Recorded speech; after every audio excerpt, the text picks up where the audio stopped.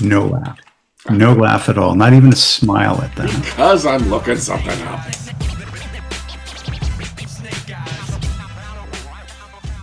Welcome to episode 45 of Upshift, the No Direction Network podcast that gives you an edge on Essence 20. I'm Ryan Costello, one of the designers of the Essence 20 system and an author on the G.I. Joe Transformers My Little Pony role-playing game core rulebooks, as well as over a dozen other projects, other Essence 20 projects from Renegade Game Studios. And I'm Charles Cushman, and this is the first gig I landed for How Much I Don't Know. So you folks can all join me on a journey to learn a lot more about Essence 20 and for Ryan and I to talk about the other things we love to play with. And as you will discover as my co-host, our relationship becomes content. And this is a joke slash truth that I've been saying for so long that it actually then became like a cliche among influencers. But I've been telling Kathy and Param and all my past co-hosts that we have to stop having conversations because we're not recording and it's content. I was doing that for years. They've all been through it. And now this is your first time experiencing an episode based on a conversation we could have just had. Fair enough. You have a new character that you want to build for our campaign. Why don't you talk about what your needs are and how I can help you? So I need an alt character for Energon Protocol. It's one of Eric's rules is that you have to have your main character, which I love mine, but unfortunately all characters, can't play every single piece. So I want to create a new one, and I struggled for a while on figuring out what to do. I've learned so much about Essence 20 through doing this and through playing that the world seemed really wide open to me. And of course, based on the stuff that you've done, you got me hooked on the pony books. And so what immediately kind of came to me was I want to do something based on Spirit of Laughter, because that seemed like a really fun thing to be able to play. It's cheeky. It's got a bit of a Deadpool to it, and that it kind of breaks the fourth wall. And I was thinking, what is an admirable character that I would like to play that is funny? And so my mind went back to Patch Adams. So here's what's funny. We are going to be talking about the essential builds. Actually, I'll talk about essential builds now, and then I'll bring up what was funny about you choosing for Spirit of Laughter. So every 2 weeks on the NoDirectionPodcast.com website, I post an essential build, which is taking a popular culture character, funneling it through Essence 20 using all the options at my disposal, which tends to be any book that is available on PDF, and coming out the other side and seeing if I've reached all my design goals, seeing if I've created an accurate representation of that character and a fun playable Essence 20 player character. And I, as often as possible, try and diversify not just the source material that I draw the characters from, but also the major character options that I'm choosing to build those characters. And so if I know, if I'm going to choose the same role for multiple things, I try and stretch them out. I've actually built 2 Spirit of Laughter characters for essential builds, and I do not repeat roles that often. But one of them was for Richard the Warlock from Looking for Group, which is a webcomic that ran for 16 years on lfg.co, and I wrote the last year of it, and so I knew it was coming to an end, and Essence 20 or Essential Builds has just launched, and so I wanted to make sure that one of my first builds was cross-compatible or was cross-promotional while the comic was still in existence. And then more recently, I made Conan O'Brien as an Essence 20 PC, mostly because there was an on-site skit that he did where he went to Hasbro and they designed him as a G.I. Joe. And so I was like, oh, I know exactly what faction to give Conan O'Brien. And so that's 2 very different characters that I made using the same role. And you're making Patch Adams with the intent of making it a medic. And that's completely different from the 2 characters that I've already built using this role. So I won't say that all of the roles in the My Little Pony core rulebook are as flexible as the Spirit of Laughter, but this just shows that when it's not like I'm the gun guy and I'm the pilot guy, when it's I'm the laughter person, that there's a weird amount of flexibility to theming a role around an emotion. And I love that because this is what I'm learning more and more about Essence 20, and the thing I'm liking more and more about it is it's less about shooting, fighting, killing, and more about all the rest of the things that you can do as a human being in order to influence others. My character in the Energon Protocols doesn't even carry a gun anymore. It's superfluous to his purpose within the group. and he's really bad with them anyway. But it gave me a flavor for if you aren't the guy with the giant shield or the extra big RPG underslung machine gun of death, who are you? And there's so much space in which to play in that, and I'm really enjoying it. So, Spirit of Laughter. Um, uh, I'm going to go. Is there anything else you want to cover about essential builds? I have read a few of them. I read Terminator just recently. Oh, yeah. I knew that that was the sort of thing that I wanted to pick your brain to do, and so I'm more than happy to be mined for content. Is there anything else you want to cover about essential builds, or can I talk about Patch Adams? Tell me about your Patch Adams concept. What do you want out of this character? Okay, Who is well, he? everybody knows who Patch Adams is from 1998 Robin Williams film, and I say that everyone knows, but realistically, many people who would be listening to this would not have been born yet and may know nothing about the movie. But if you remember it, Robin Williams as a doctor wore a little red nose.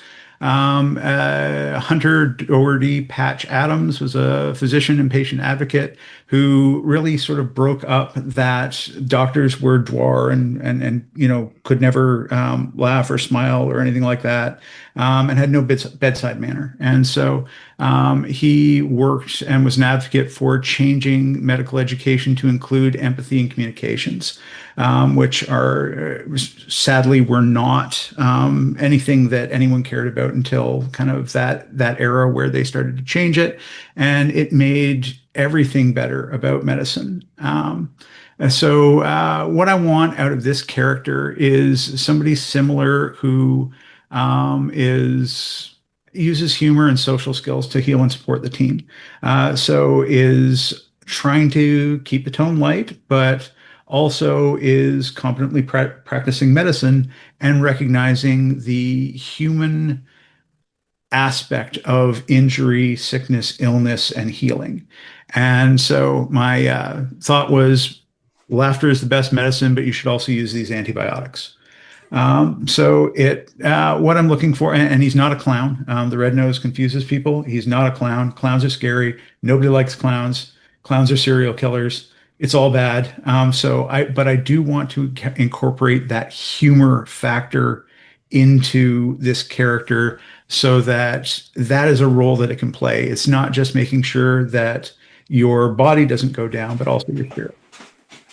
All right. You've given me a lot to mine. So let's get back to how an essential builds is written, where I will launch with just definitely introduce who the character is, make sure I get a joke off early, and then I have the who is section. And you have just filled out the who is section. You've told all the things that you want to emulate, so the things we know about that character, and then the next section is building them as an overview, and it's talking about the mechanical goals. And so we know Spirit of Laughter, like you've already picked your roles. Sometimes when I go into an essential build, I already know the role.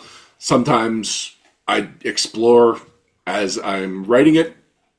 So this is a good jumping off point. We know which of the three pillars of an Essence 20 character, that being origin, role, or influences. We know which one is going to be the core mechanic that we're going to focus on, and we know what that mechanic is. It's going to be the Spirit of Laughter role. And we also know based on Geometric, so we'll probably be doing some setting swapping.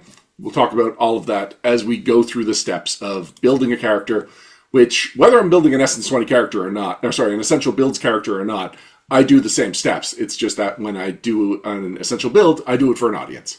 So we'll do that a little bit here, but mainly we're trying to make sure that you get a fun, functional character that hits all your design goals. So the first three PDFs that I open, because everything I do I base on PDF, because it just makes searching it so much easier. Because sometimes it's just like, I know a word that I associate with this thing. What PDF does that word show up in? What section is that in? And can I use that in my build? So the first three resources I open are the Essence 20 All Character Options PDF, which is compiled by Spy from the Renegade Discord server. So I shout out to Spy often, but I really have to say that these tools are invaluable for when I'm putting together a character. He has put together a PDF that completely compiles all of the options. He is current up to Night Vale, which has really only gone out to backers at this point. I don't even have my Night Vale PDF. But, you know what? Can I share my screen? That is the all Essence 20 options that he has put together. He's put together a couple of them, but as you can see, it's no actual rules text, which is how he's allowed to do this, because there is no OGL or anything or open license for Essence 20 because so many licenses are involved. But what he has done is he categorizes every book, giving them a unique initials, and then breaks down by the character creation option. Let's bless the librarians. I mean, those people that organize knowledge so that we mere mortals can use it are always appreciated.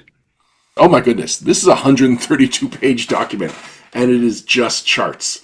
So it lists all of the origins, which at this point we are up to 124 origins. Now, he does sometimes, if an origin has like a substantial like branch within it, he will categorize them as two separate things, but I had no idea we were up to 124 origins. My goodness.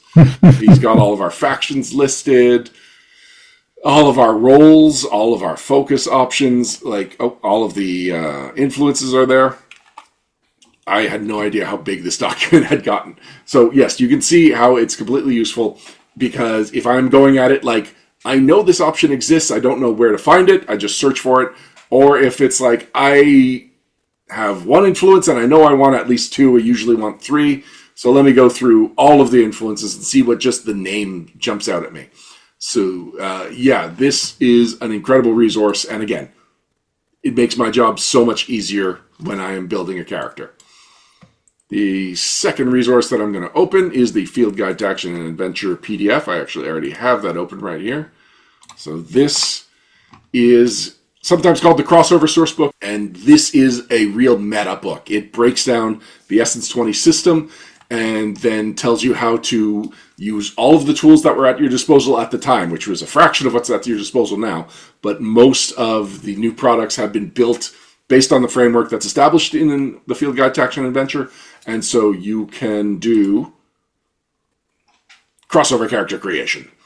So we've got two different levels of that. There is just, if you just want to bring in a character to a setting that they are not usually in, here's how you would do that, or options. And then we've got the advanced crossover character creation. And this is where you start mixing and matching things, where you can extract an element from your role, so that if you want to do the spine of a role, so for example, if you want to be a Red Ranger because it's a cool leader, but you don't want to be Morphin, you want to be an Autobot, then it tells you how to add all of the Cybertronian stuff from the Autobot roles, the Transformers roles, and mixing it into your Power Rangers role. It breaks down things in a way that I don't think I've ever seen in any other official RPG sourcebook. One of the motivations for this book was, Dungeons & Dragons has a history of bloggers and fans creating content. Essence 20 doesn't really have that. And so if we collected a year's worth of internet content from a fervent fan base, what would they have put out as articles, as blogs, as tools for the community? And we created it in one book here, including maximizing the promise that Essence 20 is cross-compatible. And so if you are planning on making extravagant Essence 20 player characters like I make for the Essential Builds, you absolutely need this, not just for the advice, but for the tools that break down how you can do the changing of factions and whatnot. And then the final thing that I usually open, although I guess this one doesn't always get opened, but it is a blog post that went up on Renegade's website. It is called Gen Con Worlds Collide, the Pony Puzzle Event, Character Preparations. Let me break down that title. A couple of years ago at Gen Con, we introduced Worlds Collide, which is the multi-table mega events, where one Master of Ceremonies was overseeing it, while a bunch of GMs at separate tables were running individual portions of an adventure, and then individual victories at the tables were tallied up by the Master of Ceremonies, and a larger story that any one person or any one table was involved in was tallied up. First one was G.I. Joe Transformers and Power Rangers. Very popular, very successful, and so we did it again the next year with incorporating the main feedback that we want ponies. Because My Little Pony had come out, but had missed the chance to be in the Field Guide to Action and Adventure. And so Essence 20 diehards tend to know that My Little Pony is as important as any of the other settings. And so they wanted to do a crossover event that included the ponies. Here's the thing. We could have done it one of two ways. We could have just done, I'm interacting with Twilight Sparkle, and maybe somebody in my party is a pony, and that's it. Or we could have done what, the My Little Pony fandom likes to do, and even officially on the actual show, they would do ponified versions of characters. And so if we wanted to do a full-on crossover in the same way that we just talked about making the Red Ranger an Autobot, if we wanted to do the same thing for the My Little Pony core rulebook, unfortunately, those specific tools weren't in the Field Guide to Action Adventure. So this blog post, which is one of the crunchiest, probably the crunchiest blog post that Renegade's ever posted, is basically what the My Little Pony sections of the Field Guide to Action Adventure would have been had it been included. So you get, for free, you get a number of influences, you get some rules for how to adapt the My Little Pony roles to different factions and different settings, which again is all in the Field Guide to Action Adventure. A lot of crossover influences. And I open this not just because it's like an expansion of the Field Guide to Action Adventure, which is absolutely necessary for making the characters that I make, but also because My Little Pony options come up often when I am building an Essential Builds character. And so this is a resource that I just need to remind myself how to do it by the rules, because one of the rules of the blog is that all of these have to be Essence 20 legal characters. That is something I did not know about, and something which I think is extremely valuable. Hopefully, you can throw that link into the notes for this, because it's something I would certainly go back to. But the art appeals to me somehow.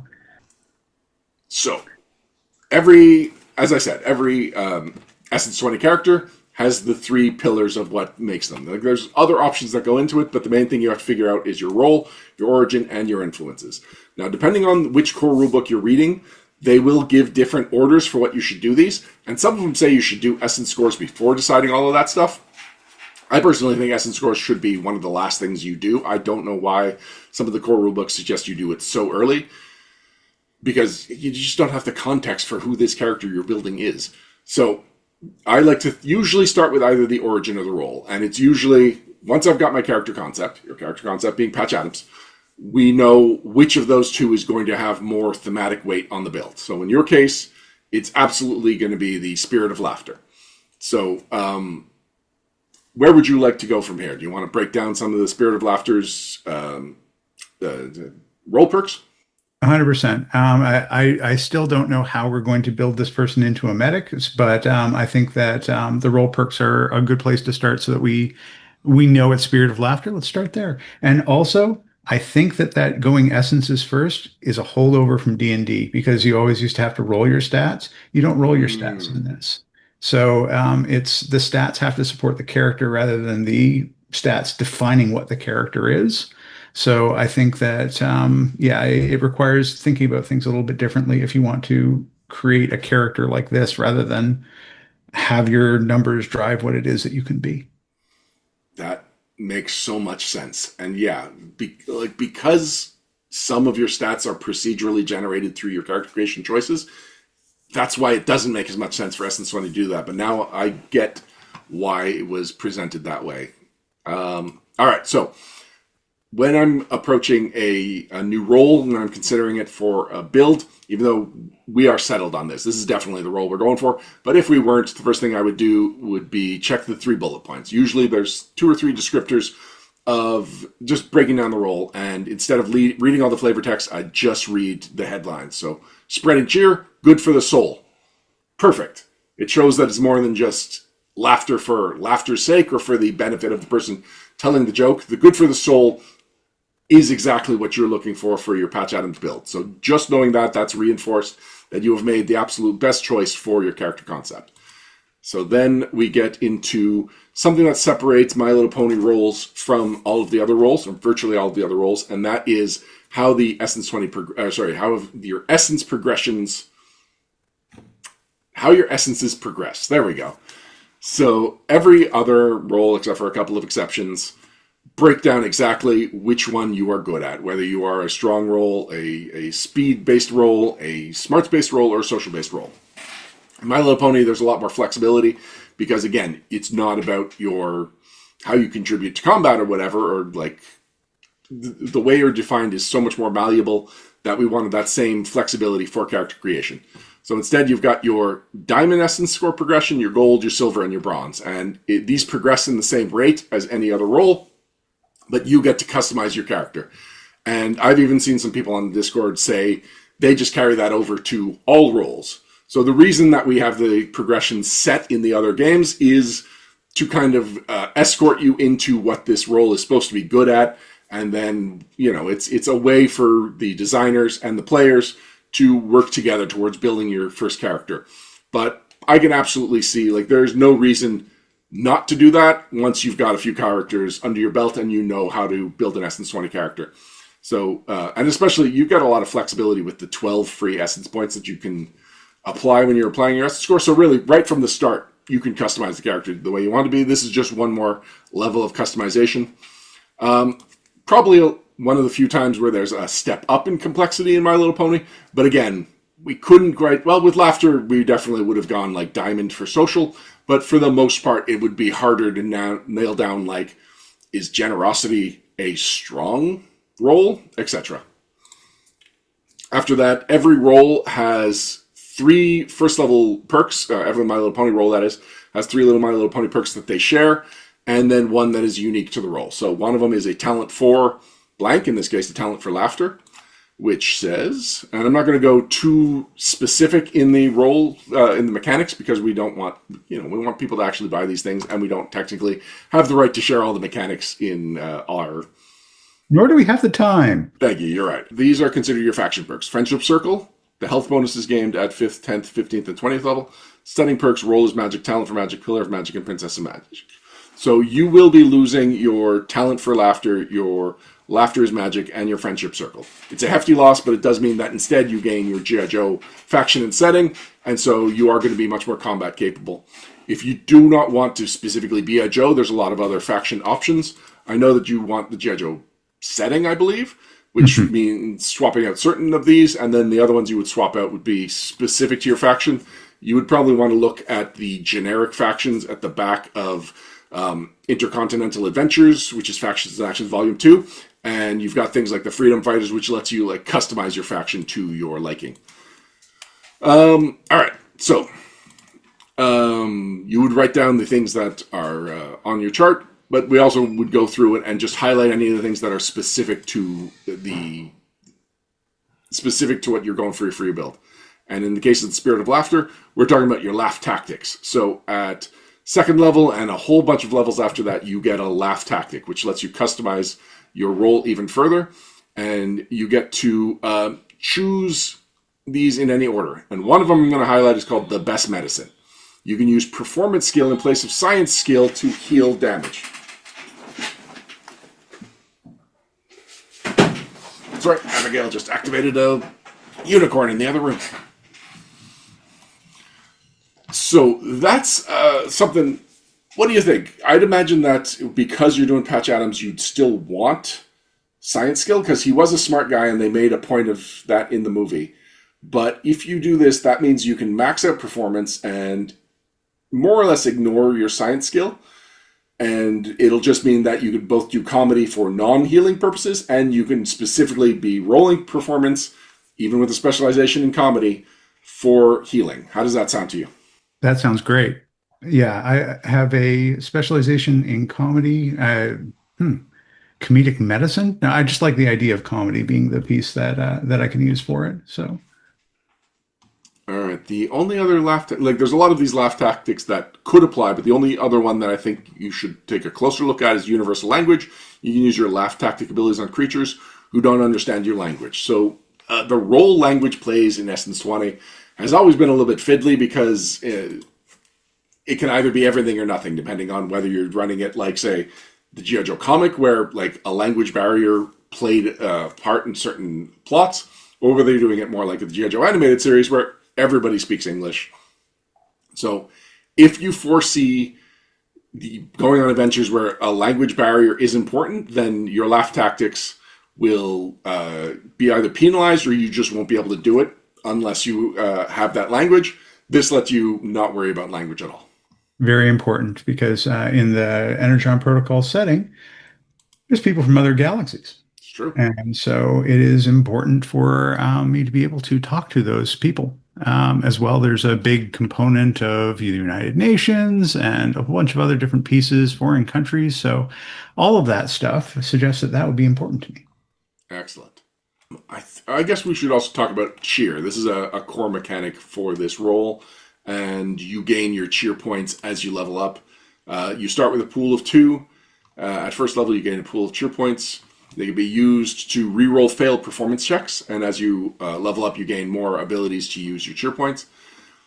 Oh, there we go. Crack up the fourth wall is your third level ability, and I know this was something you were looking forward to. If you make the game master laugh, you gain a cheer point, no more than once per scene.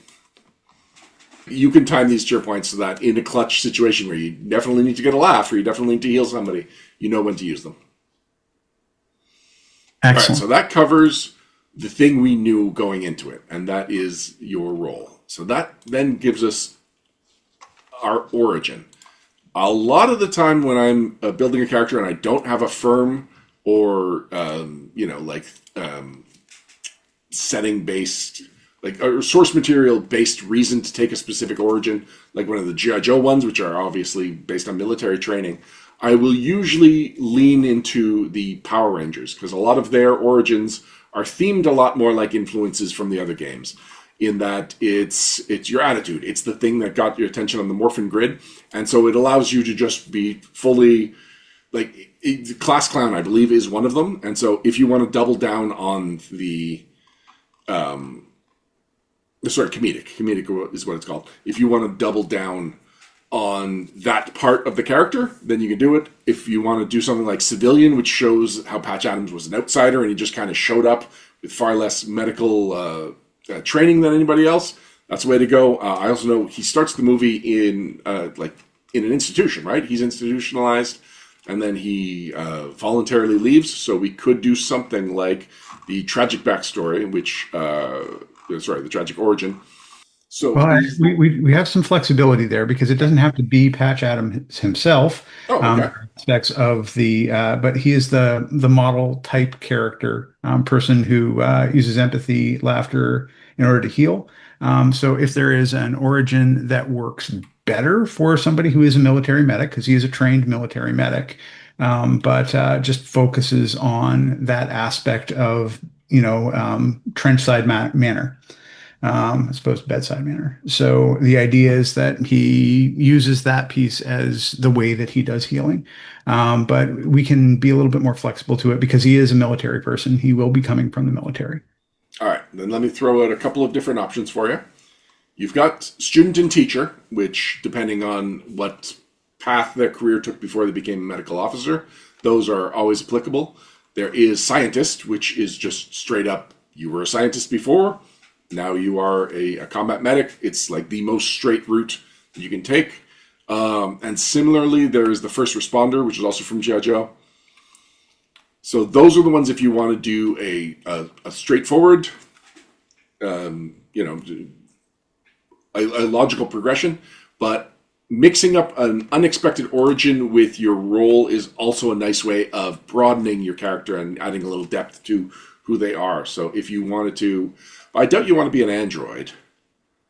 So let's see if we can find something. Brainy is obviously one you might pull on. Bully would be interesting if before you were making people laugh, you were making people cry, and maybe at some point in your life you had a change of heart. Oh, Caretaker is another direct route one. Comedic is if you want to play on, instead of being a scientist who got into the comedy side of medicine, you could be a comedian that somehow realized the healing potential there. Criminal, if you want to really switch things up. Cynical doesn't feel like it would work. I'm liking comedian, the idea that he put himself through medical school by doing stand up. Okay. All right, so then we will go into the Power Rangers core rulebook. I will go with the second edition to make sure that I get the one that has the updated errata. Character options. Choose your origin. Oh, no, sorry, that's the steps. I want to go into character origins. Choose your origin, and then we're going with comedic. So you get a bonus to smarts or social. That makes sense. You can put it into alertness, culture, deception, performance, or persuasion. Also makes sense. No surprise there for your ground speed, your ground movement rather, or your languages. Your origin benefit: keep them laughing. Using comedy to maintain to maintain morale amongst friends and keep adversaries guessing as to what's really happening, etc. So, anytime you make your teammates, opponents, or both laugh with your antics, add 1 story point to the pool. So, if you make the GM laugh, you will get a cheer point and a story point. Excellent. I'm coming for you, Eric. Tell me about this character outside of comedy and medicine, because influence is a good place to find a third pillar to your character, like a third angle to approach them. So, as all stand-up comedians, he comes from essentially traumatic trauma dealing with. Mm-hmm. I had some experience with stand-up and found that it's really everybody there was there because therapy was too expensive. But in his case, he recognized that the most important thing, the big difference that he saw in both his clinical studies and in the people that he was dealing with in the comedy clubs was that the positive attitude made all the difference. It was the difference between sickness and health. It was the difference between failure and success. It was the difference between being effective in a team and not being effective in a team. And that recognition that maintaining a level of positivity and enjoying what it is that you're doing is the basis of his entire philosophy. And so every person he makes happy, every person he makes well is him moving forward that personal philosophy of if you make things a little better, make people feel a little bit better, then everything else by extension becomes better. So how does that work mechanically, Ryan? All right. Well, the first thing that comes to mind is crowd pleaser. This is in the My Little Pony core rulebook, and just a little background. When I was writing the My Little Pony core rulebook, I decided that I would make sure that every influence had a thematically tied. Every skill would have a thematically tied influence, and the idea there was so that no matter what build you had, you always had one influence that you can lean on if, say, you knew you were really into that one skill. So what was the influence choice? Just in case you were feeling overwhelmed, this was one way of making character creation a little easier for My Little Pony players. All right, so crowd pleaser. Wow the audience. You gain a bonus on performance skill tests. Oh, if 10 or more creatures are present. Oh, that's right. So this one is the larger the audience, the more benefits you get. Now, I know that there were definitely some scenes in Patch Adams where he was performing to the staff as much as he was to the patients he was helping, and it was just kind of like resonating beyond just the person he was helping. But I don't know if that applies to like a medical tent in a war zone. Yeah, I don't know if it's necessarily would be appropriate even, but it's also not the direction that I'm going for. He's not technically performing for an audience, even though I guess he is at all times. It's more about the person in front of him and the people around him feeling better, as opposed to being, bringing happiness to a crowd of people or an audience. Yeah. All right. So there was one that caught my eye that I don't actually know anything about. It is called Beloved or Beloved, and it is from A Jump Through Time, which is not where I would have expected something about being beloved to fit. That's almost as shocking as you not knowing something. I mean, sometimes you got to look it up, but things that you're unfamiliar with, that floors me. Anyway, what is beloved in the Power Rangers? Beloved, when you take an action to protect or keep your beloved from harm. Oh, is it like you're in love? Too bad. That sounded so good to what you were describing. All right. After I go through a bunch and don't find anything, sometimes I like to go to the bottom and go up just because I feel like these are the less served ones because people go alphabetically.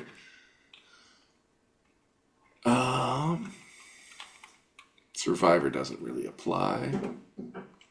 Stalwart? Really? It's from Transformers, so that's probably... I'll grab it. Oh, no, it's from Transformers 1. Of course, we were just talking about how Transformers 1 has such applicable influences. So Transformers 1, I'll just quickly go through them. It's ambitious, dutiful, High Guard Initiate, no. Isolated, no. Minor, no. But stalwart. So this is you, doing what's right. And the bonus is a bonus to initiative, and that that's a double edged sword for the healer because the healer kind of wants to go last so that people get hurt, so that then you have something to do. Whereas if you arrive on a scene and there's already been an explosion and you need to help, having a high initiative helps in that way. So, oof. How do you feel about that? Where do you want to be in the initiative order? I do like the idea of being able to get in and set the tone. Okay. It's real easy for things to go. If you go in with a negative attitude, it makes it that much harder if something goes sideways. Where if you go in and crack a joke at the monster's expense, it can make everything a little bit easier for everyone to deal with. So that All sounds right. about right. Excellent. So we've got our first one on the short list. All right. We are looking for just the stuff that really makes you seem like a good person. Oathbound. It's from Across the Stars, which implies that it's probably more like a Klingon oath than the Hippocratic oath. But are you curious about that one? Yes. All right, Across the Stars, loading it up. Your loyal service, sorry, to the holder of your oath taught you a special brand of dedication and devotion by staying in line with your sworn words. Draw strength and purpose that can sharpen your focus, redouble your efforts, and help overcome adversity. So far, I see how Works this for me. applies. Let's get into the mechanics. As long as you are acting in line with the concept of your oath, nice and broad, you can reroll any single skill die result of a natural one, but must take the second result. And it mentions that the d20 is not a skill die. Yeah, so we've got a laugh tactic that would let you reroll your d20, and then this would let you reroll your ones. So basically, it's lowering the basement on your rolls. That And works. thematically, it sounds great. I So do now, feel that there's a clear oath that he can be bound to, yeah, and there is. that breaking it would be essentially moping and being miserable, and or breaking the Hippocratic oath, which he would also be very tied to. All right. There is a hang up. So the reason I didn't read the Transformers hang up is because Transformers does hang ups differently. They are not fused to the to the influence like they are in most of the other settings, but they are a separate category of things that you can choose. So if you were to choose Oathbound as your first one, you would then have to choose something for your Stalwart influence as your hang up. But if you were to choose Stalwart first and then go with Oathbound, by swearing your allegiance and service to another, you willingly take on their enemies and hardships. This is not sounding like the same connection, but let's keep going. These challenges may be in the form of unexpected enemies, I guess protest groups that are weird about science. Stalwart rivals. Oh, that's funny. That Stalwart is in there. Challenges within your oath or worse, based upon your GM's discretion. Okay, that GM's discretion one is pretty good. In general, this often means that if your oath attracts enemies, these become your team's enemies too. Additionally, when you act contrary to your oath, you suffer down penalty on smarts and social-based skill tests. So, let me just lay something out. Do you remember the episode of the G.I. Joe animated series where Lifeline goes to his sister's wedding? So in that episode, we find out that, as much as all the Joes make fun of Lifeline for being a pacifist and for being the moral, the more annoying moral guy that's always sitting on their shoulders, we find out that his family is super religious and they all see him as the traitor who joined the military, and it completely flips the dynamic of how people see Lifeline. This feels like the hang-up would be your family. And so if you were somebody that's from a long line of doctors or from a long line of people that work with their hands or whatever, just someone that could see your path to joining the military as a doctor as somehow dishonoring family values, or joining the military and that would upset the people that you went to medical school with. I could see some storytelling value to keeping this hang-up for Oathbound. Well, and I think that where I really see it coming in is that other doctors wouldn't respect me. Yes. Okay. Because the idea is that a low science skill and a high performance skill, healing people, is going to rub a lot of people who went to school for 11 years and residented for 3 or 4 as being a really not taking seriously a very serious skill, In fact, if we profession. think of Patch Well, Adams, the movie, the last act is a court scene of people who objected to his style of medicine.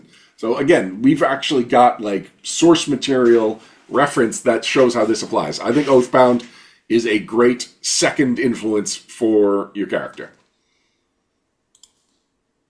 excellent. And what is that hang up called? Sometimes hangups have names and sometimes they don't. Okay. This one is just the Oathbound hangup.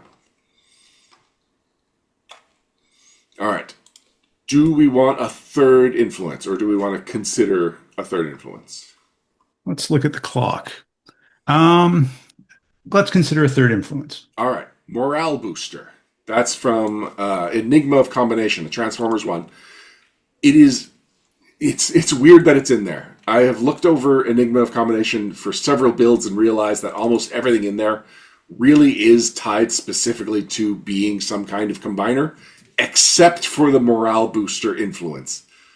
So just to recap for everybody, in order to make a medic, we've used My Little Pony and Transformers. And G.I. Joe. Oh yeah, and G.I. Joe. The G.I. Joe one I think was pretty predictable, but the other Sure. two being the focus, where those things are, just proves there's a lot to be mined here. All right, morale booster. Whether it is with speeches, jokes, or snarky commentary, you can always lift the broken spirits of your allies. You can remove the frightened or impaired condition. Oh, I like that, because that's not something that the science skill alone usually does. You usually need something, a specific option to treat things like that.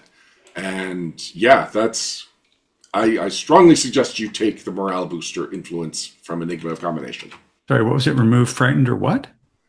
Frightened or impaired. Impaired. They do not come up that often, but it is nice that when they do come up, you would be somebody that can handle them. Excellent. Very much on theme. All right, so now you've got 3 influences chosen. 2 of them are Transformers influences, which means we've got to find the hangups. And once again, we'll go to Spy's document because it's just easier to scroll through them because we know that all of the influences that are separate, the hangups that are separate from their influences are Transformers related. All right, so addicted, always hungry, arrogant, bad temper, bookworm, brutally honest, chassis instability, codependent, cost of sorcery. Cost of sorcery? What is that from? All right, yeah. Anyway, dazed, distressed, earth spoiled, faceless, glacial, gluten tolerant. Oh, we've got some Welcome to Night Vale in here as well. Did you just say gluten intolerant? Nope, gluten tolerant because in Oh, Night Vale, like gluten. gluten, you don't mess with gluten, and here's somebody that that does.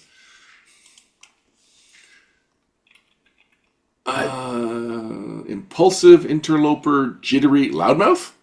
Loudmouth. All right, CG. What's CG?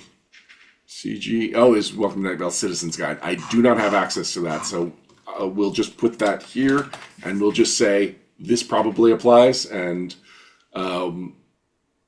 further down the line, when I get that PDF, we can go into we can look at it more closely. Did you want to see if there was another one you would take instead? I think we should. Yeah.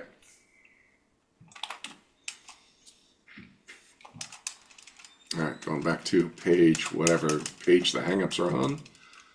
Oh, there we go. We are on page, only 25, 26. Okay, so we were at loudmouth. Mode attachment, naive. Oh, that's also Welcome to Night Vale. Obsessive, no, Welcome to Night Vale. Welcome to Night Vale has some good some hangups. I'm looking forward to looking through them. All right, so I'll try to skip over any of the Welcome to Night Vale ones. Skeptical, something to prove, stubborn. Something to prove. Something to prove. That is from Decepticon Directive. So not only would you be part Transformer, but you'd even be taken from the bad guys. Where are we? Decepticon Detective PDF. I know I have it. Oh, there we go.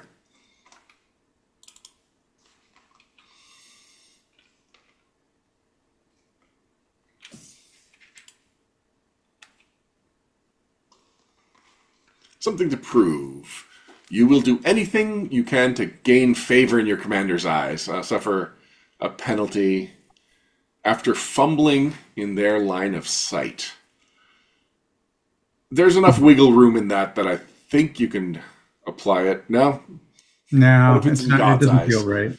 Yeah, it doesn't really. Okay. Well, doesn't really feel. Okay, no, wait. No, you just said something, and I have to. When you say things, I have to rethink about them. So if it's not in somebody's eyes, it's in his own eyes. If he fumbles, then he has to make it up. So you would actually be over penalizing yourself beyond what it's suggesting, but basically, anytime that you fumble, you would suffer a penalty on skill tests for the rest of that turn. I think, you know what? I think that's reasonable. Mhm. That is in the S section of the hangups. So let me just scroll down the last couple and see what else. Treacherous, untrustworthy, vainglorious. Vainglorious. It's a fun word. What was the thing that we said? And then we have to talk about the word vainglorious. But sorry, it was the one that we just talked about. We just talked about something to prove. Something to prove. There we go.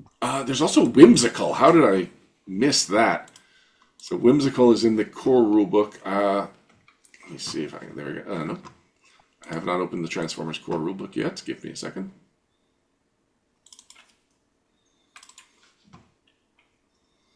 What's funny is, not in this case, but when I open the PDF of a book that I don't usually use or I only use for essential builds, odds are it opens to the influences section.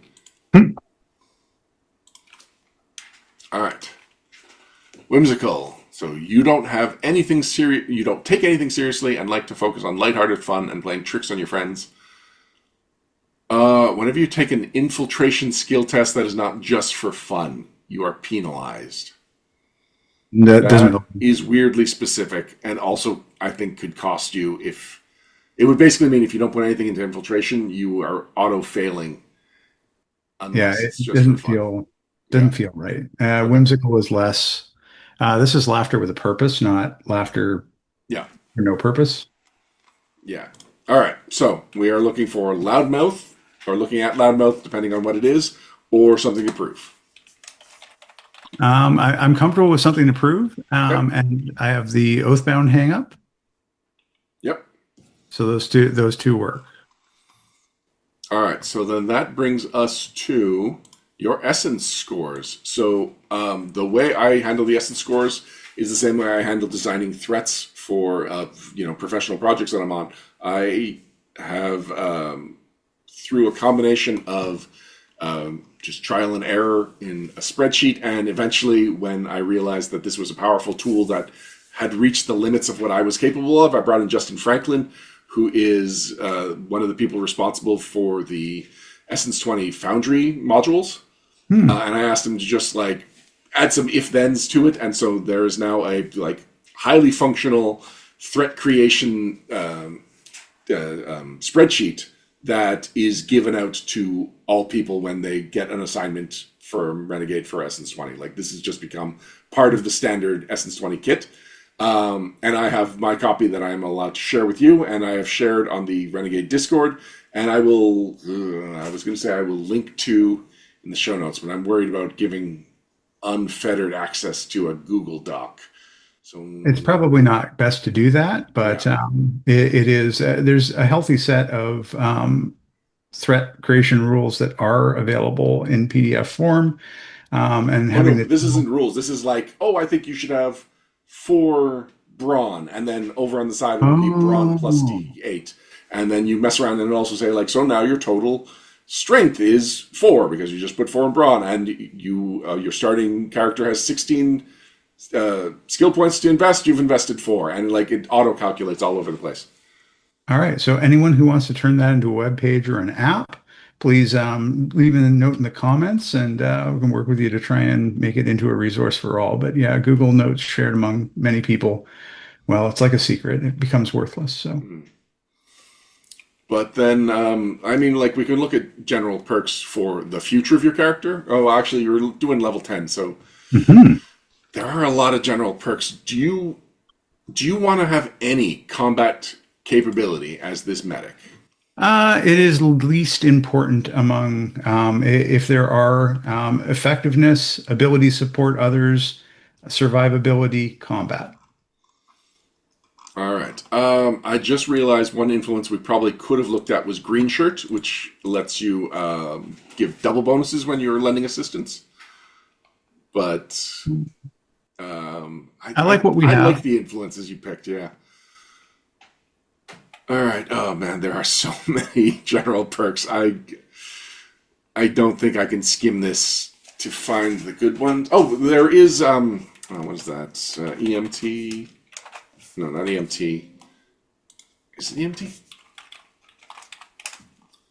EMT Crash Course. So that's a GI Joe and Power Rangers, and it gives some just straight up healing abilities. So this would probably be good for you. Normally, it's if you are not taking a healing dedication, you would take this to be like a backup healer. But because your role was not specifically designed for healing, but can be jury rigged to be a healer, I think that taking the EMT Crash Course general perk at some point will also just bump you up to where you need to be. Mhm. Oh, Perfect. something actually, I take that back because something we didn't do when we were updating your role, we didn't talk about if you were going to get a focus because part of changing your settings is that you change some of these specialized elements that are exclusive to that setting. And so when you change something from a My Little Pony role to a GI Joe role, you also get a focus. You could just be a medic. You could take the medic focus Yeah. on the infantry, in which case EMT Crash Course still has some advantages, but becomes a little more redundant. All right. So the focus is going to be green shirt. Sorry, the focus is going to be medic, Medic, yeah. and that's under infantry. Yeah.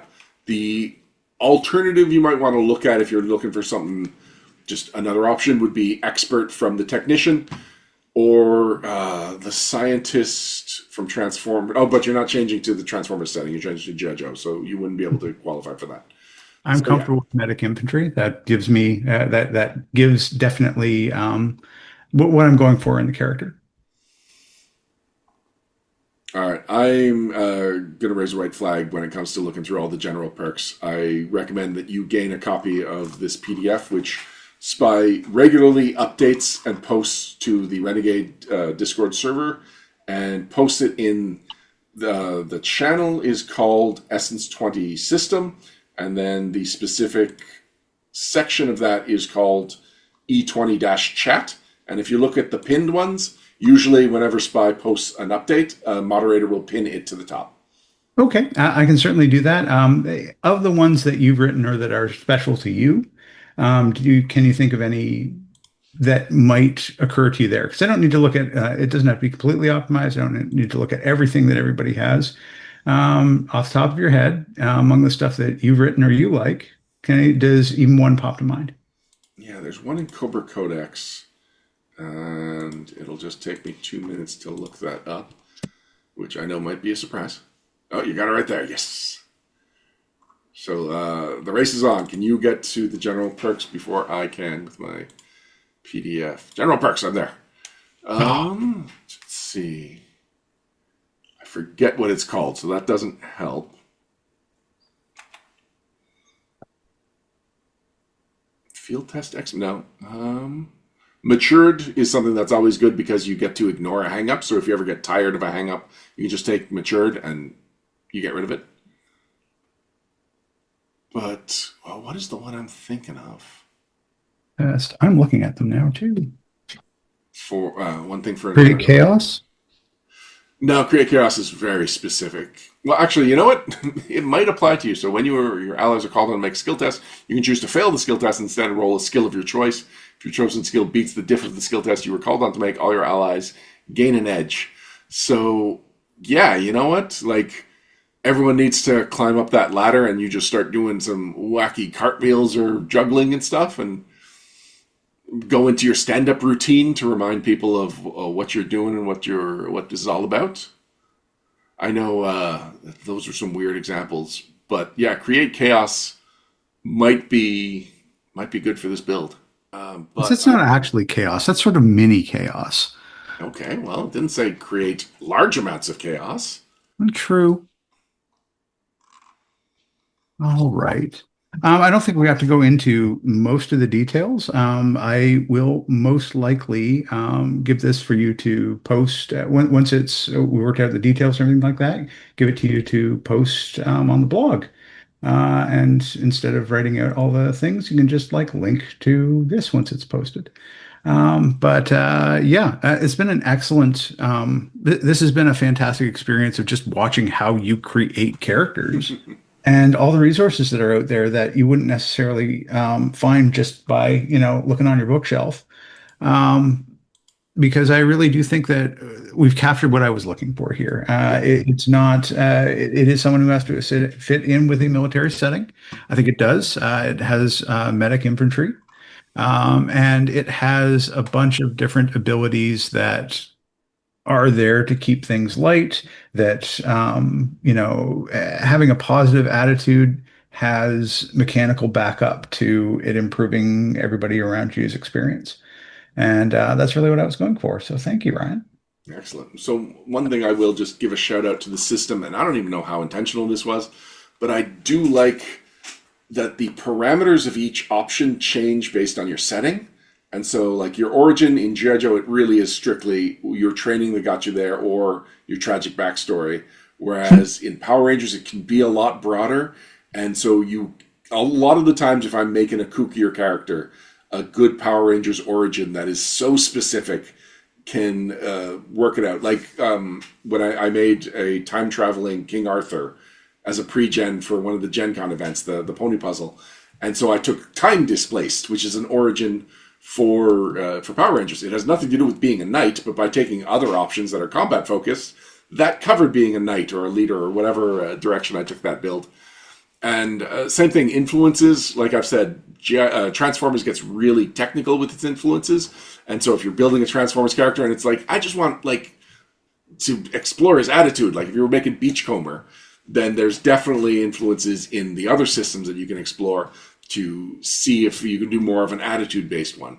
And Yeah. with My Little Pony, really seeing how the spirits of apply that same thing of like the role is less a job and more of a state of being. And that can completely redirect how you're building a character.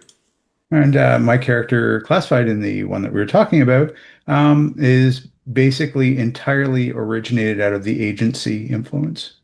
Oh, Because really? Oh, okay, yeah, cool. from the very beginning, he was the agency influence was that you had a lot of access to information, but you were not going to share it with anyone.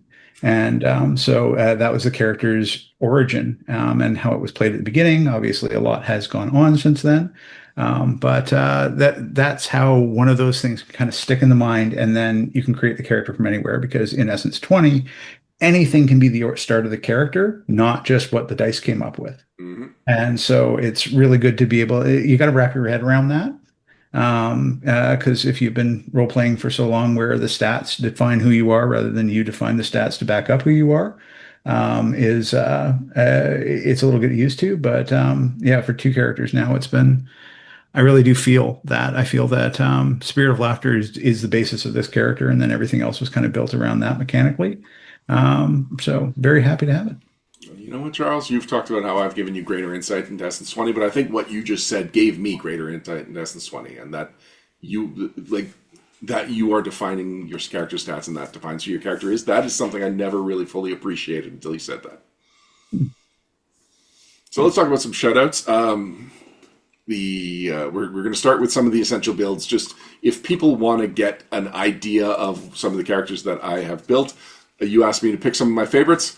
Coincidentally, the one that I just most recently did as of this recording is Hiccup and Toothless. So How to Train Your Dragon live action just came out last week as of this recording. And both my kids had a How to Train Your Dragon phase, especially my older daughter. She got into the movies and then the Netflix series. And so like for a couple of years, How to Train Your Dragon was on regular rotation in my house. And I did not realize how much I'd absorbed, because I've only seen the movies once each and only seen the series over her shoulder. But yeah, realizing just how much I've absorbed and how complex of a character Hiccup is, our main character. And so I just set out to this build to be like, I want to make Toothless. Hiccup's going to be the easier part. I just need to do him justice. And then realizing that Hiccup is a really fun, complex build, as complex as anything else, and I gave him a pet, and I made sure that he could be a dragon. So those pet rules are from G.I. Joe. They were supposed to be for dogs and wolves and parrots, and I just wanted to make sure that even though no G.I. Joe canonically has a pet horse, I wanted you to be able to make a horse. That was my goal when I was designing the pet rules. I did not realize you could make a dragon, and I think all of my options are straight up from the G.I. Joe core rulebook too. So the flexibility of the system, even the sections that I designed, sometimes surprises me. You mentioned Conan O'Brien? I mentioned Conan O'Brien, so I'm going to post it up. It was also one of my highlights. Again, because it took something that... It took a character that has no business being a player character in a role-playing game. And especially that I put him in the G.I. Joe setting. And yet, the character, like he was such a fast, easy build to create, because when I think Conan O'Brien, I think funny, and I think smart, because he really is like an intellectual form of comedy, even though it's also an intellectual form of buffoonery. And exploring like the Venn diagram of taking smart options and funny options and making a workable character based on somebody who has no combat experience and no business being in combat, it was a fun challenge, and it worked out really well.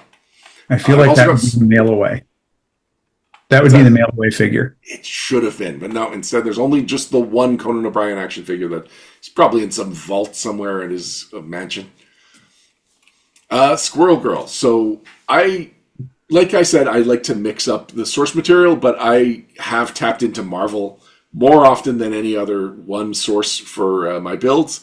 And what I really liked about this Squirrel Girl build is that I used the contact rules, which are, normally it's, I need help from a sniper, and luckily I've got Lowlight's phone number, so I'll see what we can do. Like, that's the intent of them. But My Little Pony does have a friendly creatures contact, and it's just for, when you're out in the wild and it's like, we are really stuck. Fluttershy, can you just talk to the local fauna and see if they can help us out here?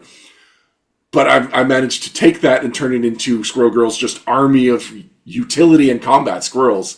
And between that and giving her a pet for Tippy Toe, her main squirrel, like just the fact that I can do so many of the things Squirrel Girl does in Essence 20, again, it surprised me and delighted me. So if Thanos shows up.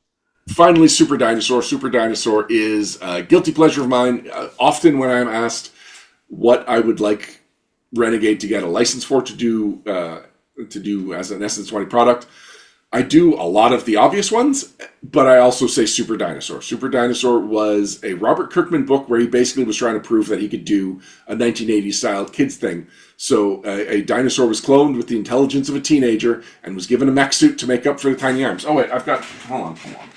Why am I talking where's the action figure? Oh no, I don't have the action figure handy.